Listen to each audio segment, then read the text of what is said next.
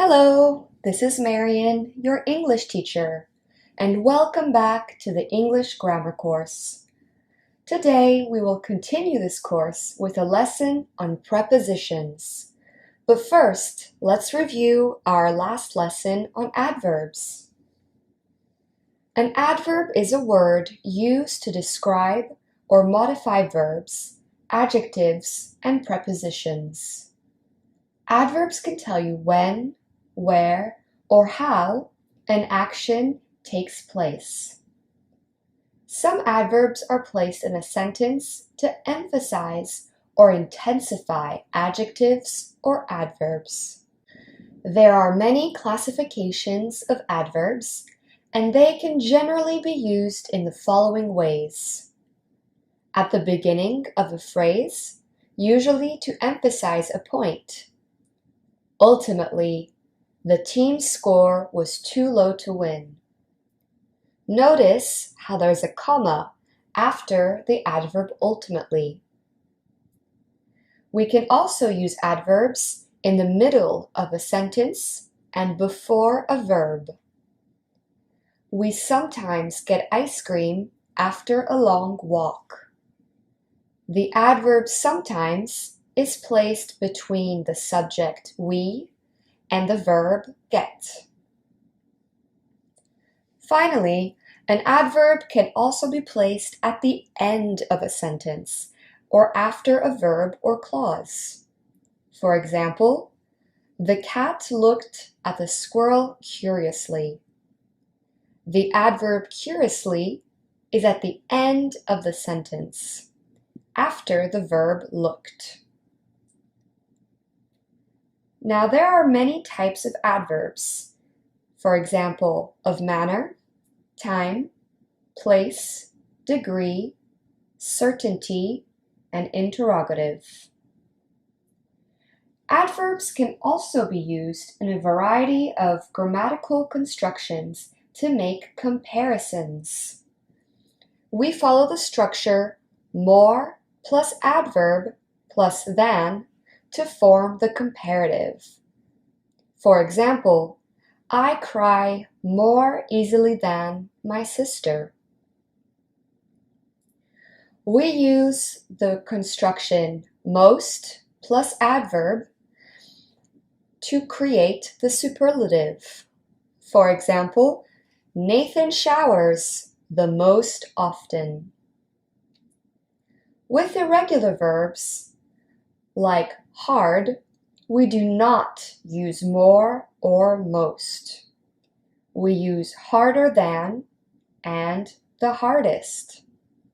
Or for example, in these sentences, the lion runs faster than the gazelle. The cheetah runs the fastest. Great. Now it's time for some practice. Can you find the mistake?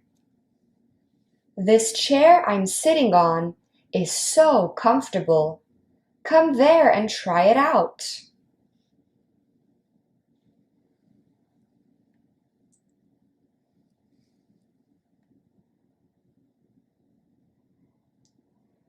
The mistake is there. The speaker should say, come here and try it out. There is used for things that are far from the speaker, whereas the adverb here indicates something close by.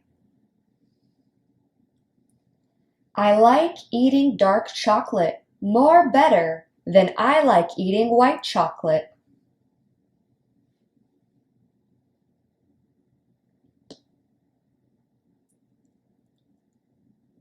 In this sentence, the error is more better than. We do not need to use the word more. I like eating dark chocolate better than I like eating white chocolate. Great work! Now we can move on to today's topic, prepositions. A preposition is a word or a combination of words used to show the relationship between a noun or pronoun in a sentence to another word in the same sentence. A preposition must always be followed by a noun or pronoun. It cannot be followed by a verb. For example, the box is under the bed. The preposition under indicates the location of the box compared to the bed. We were in the middle of a storm. The preposition middle of indicates the location of the speaker in regards to the storm. Now, there are 5 categories of prepositions: simple, double, compound, participle, and phrase prepositions. In this lesson, we will be exploring simple, double, and compound prepositions and their uses. So let's get started. Simple prepositions are words like in, on, off, over, at. For example, the house is in Italy. Double prepositions are 2 simple prepositions used together, as for example, into, upon, out of. For example, pour the cream into the bowl.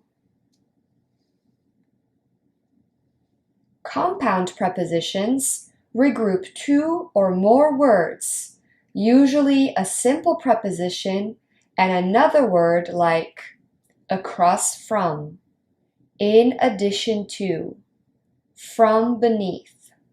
These groups or combinations of words are considered a preposition. For example, my husband sits across from me at the dinner table. These prepositions are used to form a phrase that indicates where or when something is in relation to something else, to give directions, or to introduce an object. Their usage can be further categorized into subcategories of prepositions of position, movement, time, and purpose. Let's begin with some prepositions of position or place. They are used to describe where something is located in relation to something else, or where an action happens. Here are some examples. Above. The blue dot is above the box. We use above when 2 objects are not touching. On. The blue dot is on the box. We use on when 2 objects are touching. Under. The blue dot is under the box. We use under when one object is covered by another. Underneath is also a preposition with the same meaning, but just a little more formal. Below. The blue dot is below the box. We use below when one object is in a lower position than the other. It is not touching the other object. Beneath has the same meaning as below. It is also just more formal. Behind. The blue dot is behind the box. We use behind when the subject is hidden by an object. In front of. The blue dot is in front of the box. We use in front of when the object is hidden by the subject. Next to. The blue dot is next to the box. Next to means beside. Between. The blue dot is between the two boxes.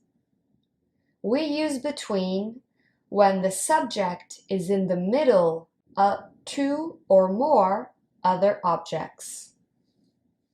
Near, close to, by. The blue dot is near the box. These three prepositions indicate a small distance between the subject and the object. We only use to with close, close to, in or inside. The blue dot is inside the box. In and inside mean the same thing. Outside. The blue dot is outside the box. The prepositions of place, in, on, at, can be the trickiest to use. In is usually used with larger or enclosed areas such as cities, countries, and tunnels. For example, I'm in Rome. Or, Josh was sitting in a cafe this morning. We use the preposition at for smaller spaces and points on a journey or destinations. For example, they arrived at the supermarket. Let's meet at the cafe.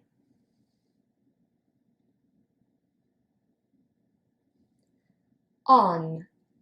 While we use in for cars, we use on to refer to public or commercial means of transportation. For example, the service on the plane was very good. My wife stayed on the bus until the last stop. These are general guidelines to using these prepositions. There are no specific rules and just need to be practiced. Now, prepositions of movement or direction describe how, where, or in what way something moves. The most basic preposition of direction is to, which implies movement in the direction of a goal. For example, we drove from Los Angeles to San Francisco. This means we started in Los Angeles and moved in the direction of San Francisco. Here are some more examples of prepositions of direction. Into. Into refers to something ending up inside something else. The cat jumped into the box. At the end of the action, the cat is inside the box. At. At is used to indicate direction. The dog jumped at my face. Along. Along is a movement in a straight line or on an edge. I walked along the road to my house. Around. Around is used for a movement in a circular direction. I ran around the track. Towards.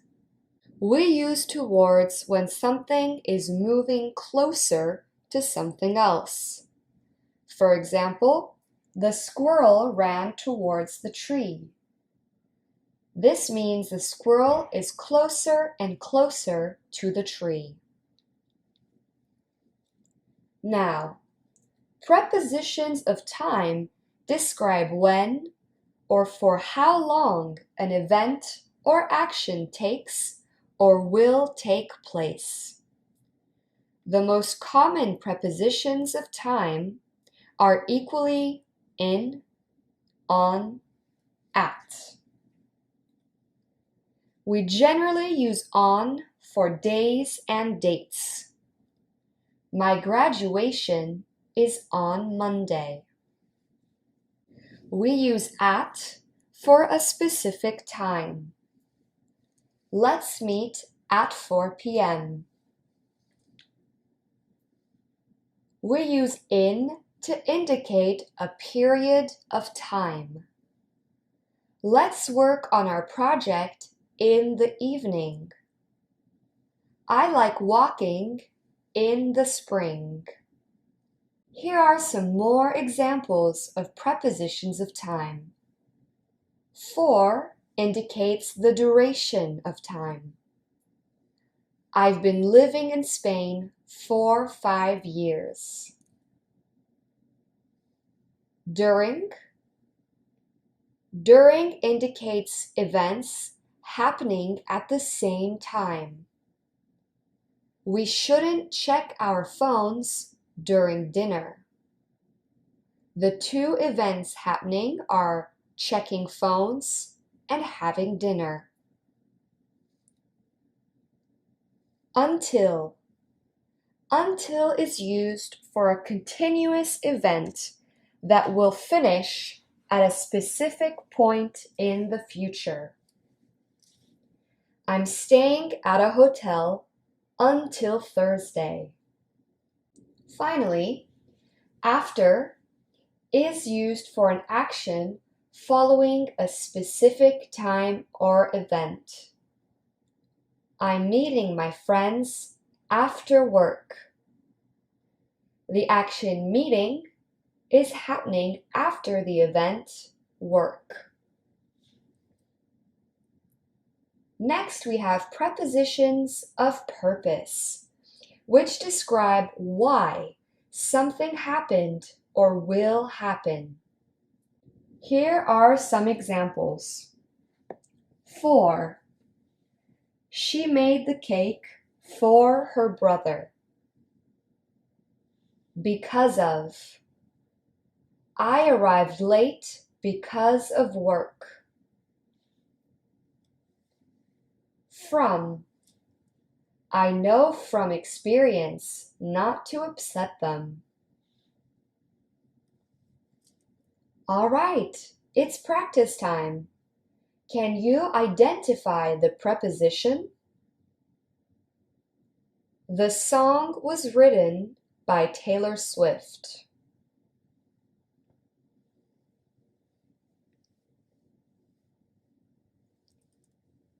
The preposition in this sentence is by. You have to pay for the tickets when you buy them. There are two prepositions in this sentence, for and to. My grandparents got married in the 1930s.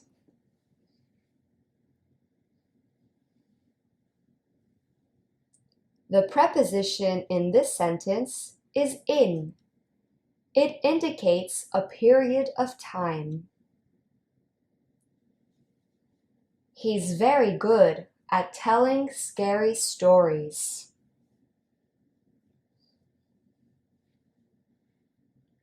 The preposition in this sentence is at.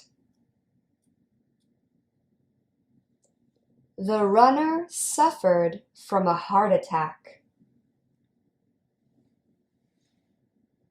In this sentence, the preposition is from. She ran around the office looking for her phone. There are two prepositions in this sentence, for and around. Well done!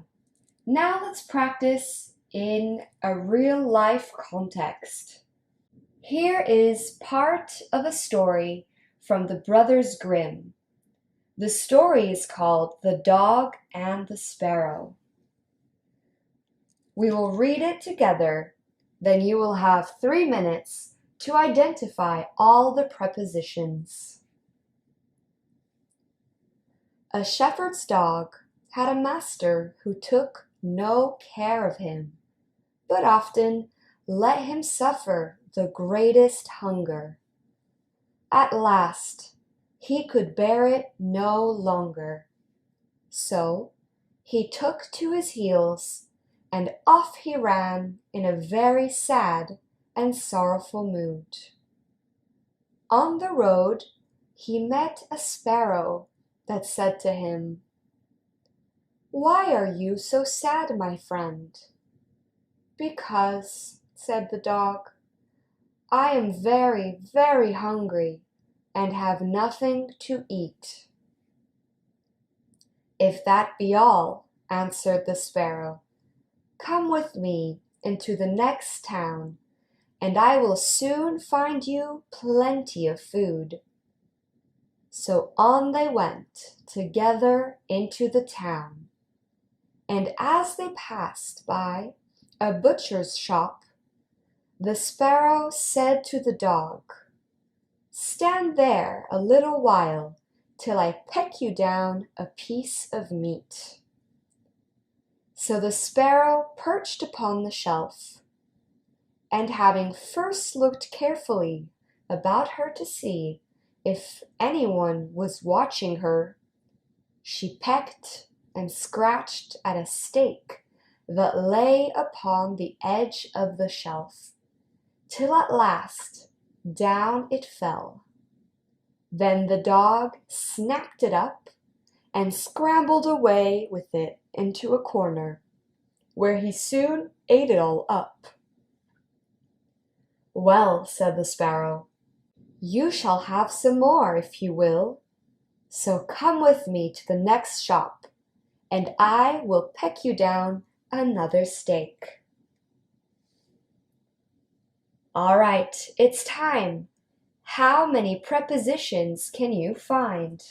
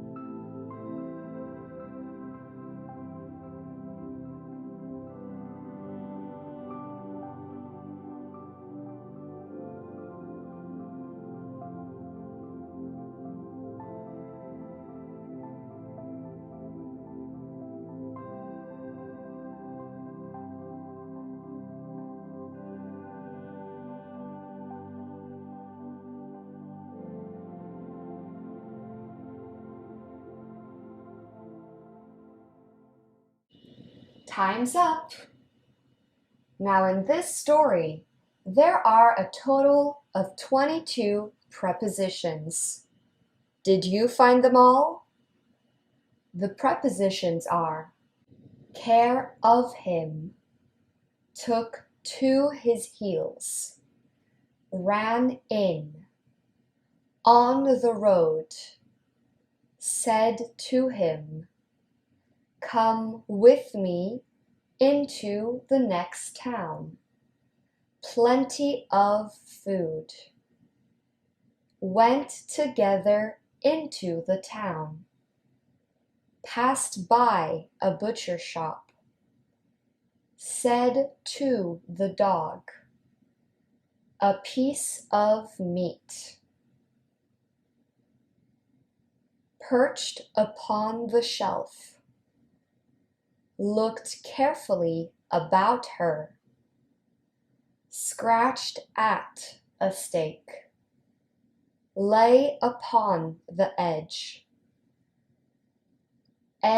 of the shelf, scrambled away with it into a corner, come with me to the next shop, I will peck you down another steak.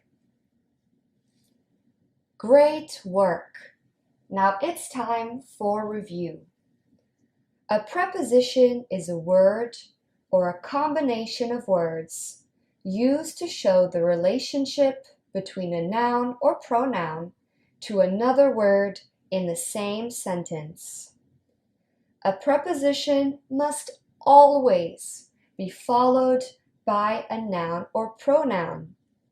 Otherwise, it is not a preposition. Simple, double, and compound prepositions are used to form a phrase that indicates where or when something is in relation to something else, to give directions, or to introduce an object. Their usage is further classified into prepositions of position, movement, time, and purpose. Prepositions of position or place are used to describe where something is located in relation to something else, or when an action happens. Some examples are in, on, at, above, under, between, near to. Prepositions of movement or direction describe how or where or in what way something moves. For example, to, into, at, along, towards. Prepositions of time indicate when or for how long an event or action takes place. Some prepositions of time are in, on, at, for, during, until, after. And finally, prepositions of purpose describe why something is happening, has happened, or will happen. Some prepositions of purpose are for, because of, from, etc. We did it! Great work for finishing this first look at prepositions.